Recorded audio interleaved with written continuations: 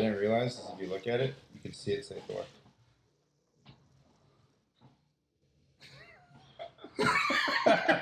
We're special. It's been a long day. Dang, I love that intro. That's so sick. Shout out to David Badger for creating that intro. Guys, welcome back to the Strong AF Club podcast. As always, I'm your co-host, Nate Craig, joined by Asim Fayez. And guys, today we are going to be talking about functional training. Asim, what the heck is functional training? What's that even mean? Let's talk about what it actually means, and then I'll explain what I think the world thinks it means. Okay. So what it actually means is functional training is training that helps improves your day-to-day life and or goal.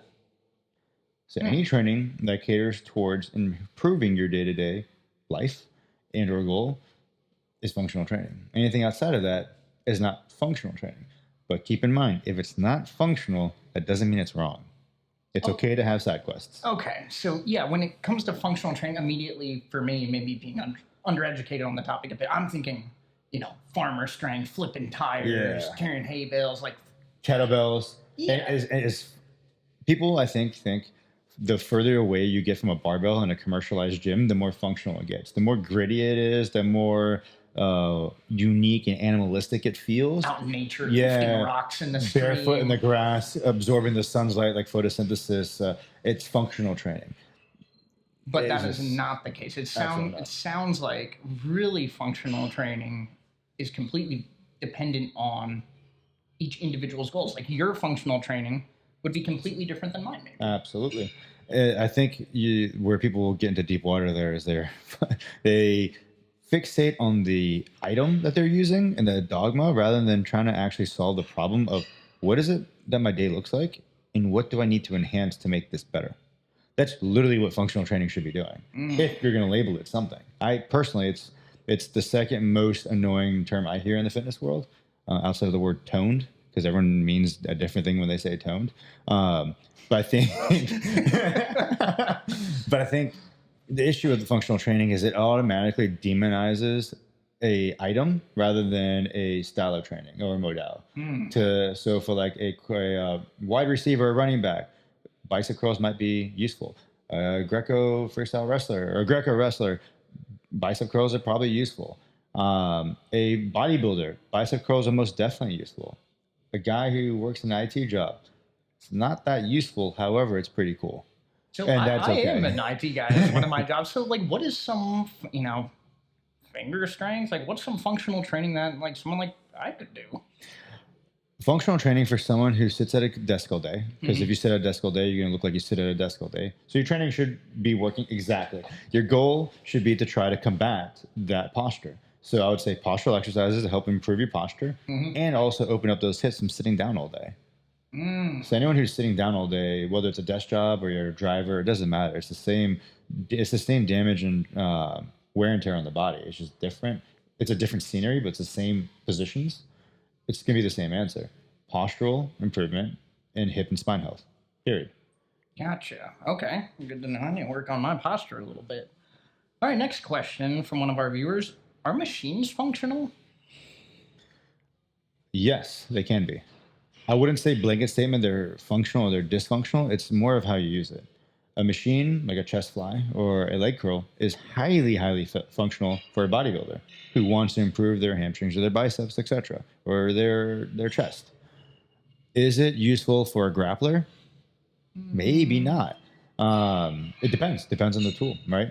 But the issue with machines is the good thing about machines is they isolate out so many different positions. There's so many machines out there now. Yeah. Especially in this day and age, there's a machine for literally almost every muscle group in almost every position. The issue with machines is they stabilize the movement for you. So where you gain isolation and contraction and control, you lose stabilization. So I do think a blend of the two is best. Is machines functional? No, but I think they're useful. I think they can be used to help, and in certain cases, they are more functional than a free weight. So again, it kind of depends on the person's goals, but maybe machines should be more supplementary. Yes. Generally speaking, like if your goal is to get a huge squat, obviously you should squat. So the squat's the most functional thing to your goal. But that doesn't mean single leg exercises or maybe a leg press or machines that bring up your weak area are not functional either.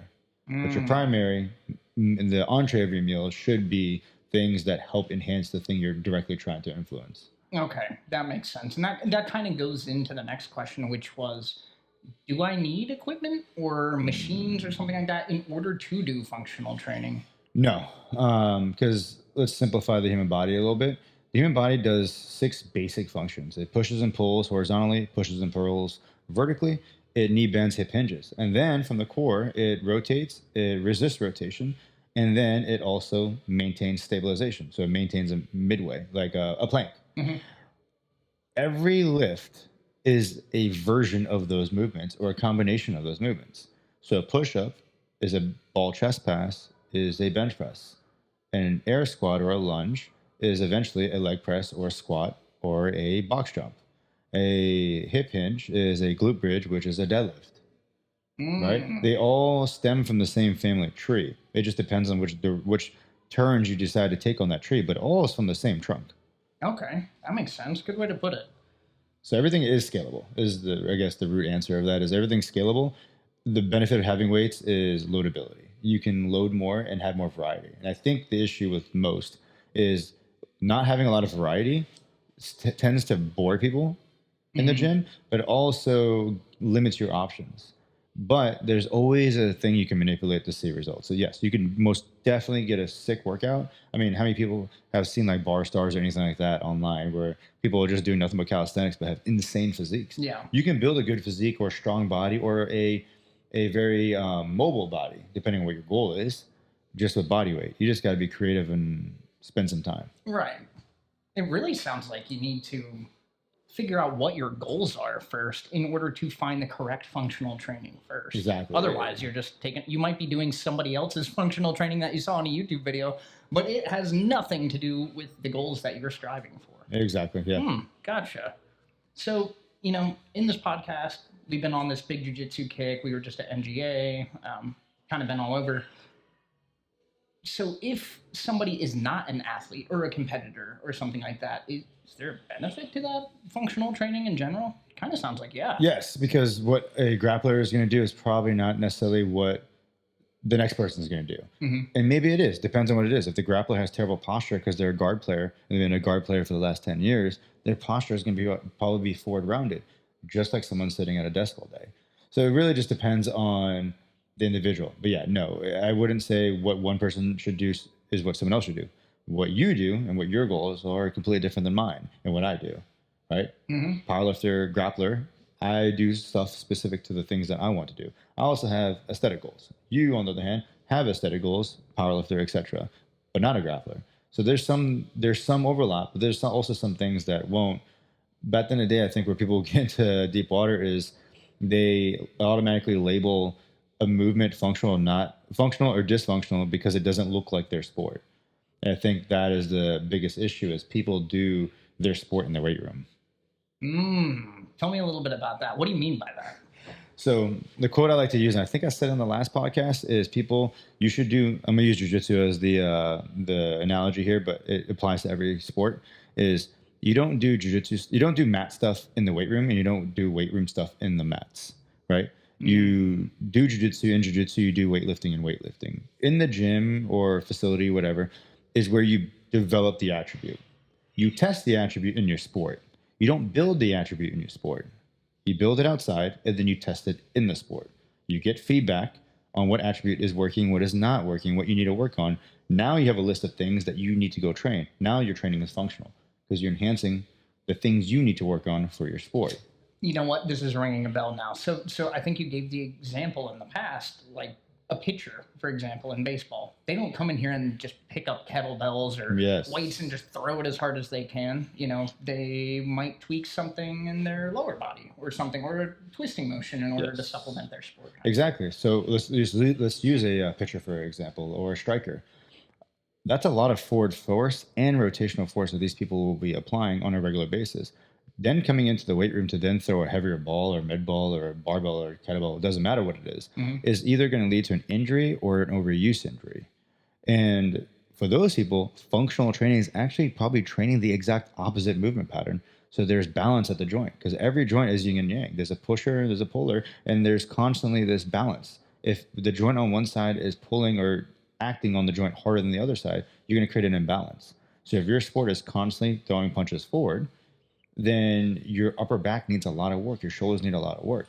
Generally speaking, if you're a normal person, this is not a hard set in stone prescription, but just so you guys can kind of get an understanding.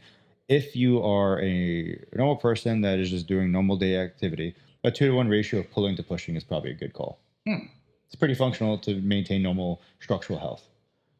But for a grappler, I would argue a 2, maybe 3-to-1 ratio of pulling to pushing. Because everything is so forward, we need to bring health back into the posterior chain by pulling more.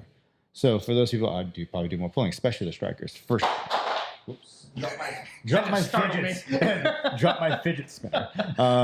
But like for an MMA fighter, I think something like that would be also equal as well. Okay. And so kind of, yeah, I think you worded it well. Like a pitcher might need to do something opposite of what they would expect in order to supplement their sport. I think you gave the example previously of like for squatting. A lot of squatting in general will be dictated by what you're doing with your upper body and all the different squat variations. Right? And actually that goes back to the question you asked earlier is can you do stuff with body weight? Yes, because if I took a lightsaber and I cut you in half at the waistline, all squatting is dictated, the difficulty of squatting is dictated by what happens above the waist, never below the waist. Think of it. Belt squat, high bar squat, low bar squat, Zercher squat, overhead squat, goblet squat, air squat. All of it is all the same below the waist. It looks the same. The execution is the same. It's still a knee bend. It's still a knee bend with the knees tracking over the toes while there's even pressure from toe to heel. That's literally what it is every single time. It's what happens above the waist that dictates the difficulty. So how you load it's up to you. But as long as it's still a squat, it's still a squat. Those are just all different vehicles to get that squat to you. Just like if you went to your favorite coffee shop, whatever flavor you got is whatever you choose. That's your own personal bias. As long as it's still caffeine, you still have a vehicle that's getting caffeine in your system. Gotcha. And that makes complete sense now that you're saying it. Because even with my squat in general, you're my coach. Like, I remember you were like, hey, your chest needs to be up a little bit more. And that was a whole big time. And it did. Yep. And I would never have thought what I was doing with my upper body would affect my squat so much. Absolutely. Because the difficulty is is based on what happens above the waist, not below. All right. Let's see what else we got here. What is the biggest mistake that people make when trying to train functionally? They do their sport in the weight room. They essentially try to mimic the same movements in the weight room under load. Example, something that was brought up earlier this week, maybe it was this morning, was some of our grapplers. When we were talking about it, they showed me a video of a guy who tied a belt to his waist and then onto a sled, and he's sitting on his butt. And he's essentially, for you, those who don't do jiu-jitsu, imagine sitting on your butt with one hand on the ground and the other one facing out forward, and he's just scooting backwards, switching from side to side. For your grapplers, he's just hip escaping out from the seated guard. They asked if it was a good exercise for jiu-jitsu, and I said absolutely not. Because in what situation in jiu-jitsu are you driving your hips through resistance away from something with an extended leg? You're not, because if you do that, you're getting passed. If someone makes that connection and they are there, you're not moving through resistance, you're moving around resistance. The point of jiu-jitsu is to move with efficient movement, not inefficient movement. Running through a wall is pretty inefficient if I had to take a guess. So probably go around it. So if you think about all hip escaping and all hip movement in jiu-jitsu, it's all to remove your generator, your power generator, away from something and then back under something or around something. Okay. So you're not moving through anything with that. Does that make sense? It does. So in a situation like that where you're hip escaping out and you're doing a sled, essentially you're trying, I would imagine your legs are burning, right? Because you're just doing a bunch of mini leg extensions. You probably get more out of actually doing leg extension lunges and squats because you're taking not only the muscle through a full range of motion, strengthening the entirety of the muscle through the entirety of that joint's range of motion. You also have better loadability, and it's probably more applicable to what you need on the mats or in your sport. So I think the issue is it's like a javelin thrower coming in here and grabbing a barbell and throwing it across the room. Like, that's What's just, that going to do for you? Exactly. Because that's pissed a lot of people off. I think that is the biggest issue, and I think that is the problem. in people's perspective of functional training is the more like a sport it looks like, and the more quirky it can be, like you standing on a BOSU ball, challenging your balance, and doing a bicep curl. It's functional. And the reality is, Functional for what? functional for what exactly? Yeah. Like, what are you doing, dude? Like you're not jousting people on your surfboard on a wave. Like you don't need that kind of balance, you know. And if you are, we want to hear about it in the comments, guys, because that's cool. So I think that's where people mess it up is they think, okay, I'm twisting and turning and throwing this kettlebell, and it's like, well, where do you go from there? Good point. Man, I have learned a lot from these questions. Guys, thank you for keeping these coming. So really it boils down to functional training. It depends on what your goals are. Figure out those goals first and develop the functional training according to those goals. Yes, reverse engineer it. Don't start training and be like, this thing looks like it's functional because it resembles something odd or like what an animal would do, and then work towards something. Figure out what your goal is and work backwards from there. And if the movement facilitates it, sick, now it's functional. If it doesn't, but it works on something you want to work on, like say biceps, cool. It's okay to have side quests. And I think the issue that people get into with functional training is when you start really going down that dogma of functional training, you start also demonizing or looking down on those who are doing movements that you don't deem as functional. It's like someone who bench presses and they're like, the guy bench pressing, it's not very functional. Having strong chest is pretty functional. Moving your elbow across the middle of your body is the function of your chest.